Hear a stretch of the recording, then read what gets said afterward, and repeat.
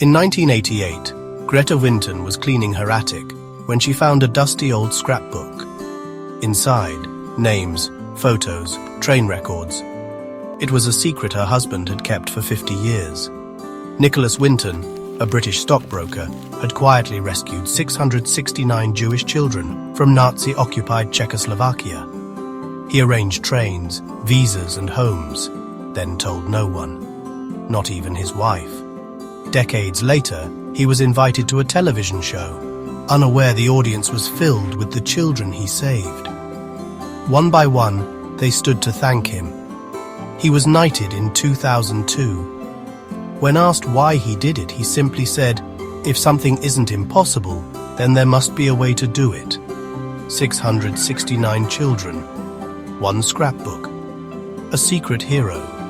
Sometimes, the quietest people leave the loudest legacy.